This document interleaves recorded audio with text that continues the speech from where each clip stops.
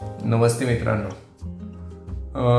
काल एक क्लायंट माझ्याकडे आला होता आणि तो मला विचारत होता, डॉक्टर साहेब, दरवेळी मी आलो की तुम्ही मला इन्व्हेस्ट करा असंच म्हणता, पैसे कधी काढून घ्यायचे यावर बोलतच नाही तुम्ही, असं त्याचं म्हणणं होतं. तर मी त्याला सांगितलं, अरे इन्व्हेस्ट कधी करायचे आहे त्याच वेळी मी तुला अगोदरच विचारलेलं आहे.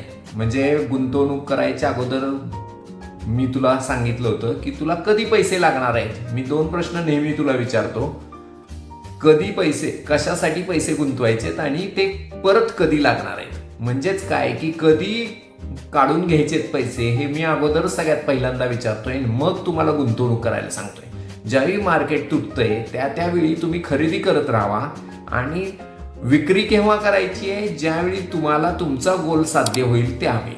म्हणजे पैसे कधी काढून घ्यायचे, तर ज्यावेळी तुमचा गोल साध्य होईल त्यावेळी तुम्हाला पैसे काढून घ्यायचे. म्हणजेच काय, तर रिटायरमेंट, त्याचबरोबर मला माझ्या मुलांच्या शिक्षणासाठी लागणार आहेत पैसे, त्यासाठी मी ठेवलेले असतील तर त्यावेळी. त्याच्यानंतर मी कार घ्यायची असं ठरवलंय आणि त्याच्यासाठी मी गुंतवणूक दर महिना करतोय किंवा एकदम करून ठेवली आहे आणि 4 वर्षांनी मला कार घ्यायची आहे त्यासाठी. त्याच्यानंतर मला त्याच्या व्यतिरिक्त कुठं ट्रिपला जायचं आहे याच्यासाठी. म्हणजे तुमचा गोल किती वर्षानंतरचा आहे, किती महिन्यानंतरचा आहे ते ठरवा आणि त्यावेळी तुम्ही ते पैसे काढून घेऊ शकता. आणि त्यासाठीच आपण हे करतोय, कारण पैसे हे माझे आहेत, माझ्या योग्य वेळी मला खर्च करायला मिळाले पाहिजेत, हाच माझा मुख्य उद्देश असला पाहिजे.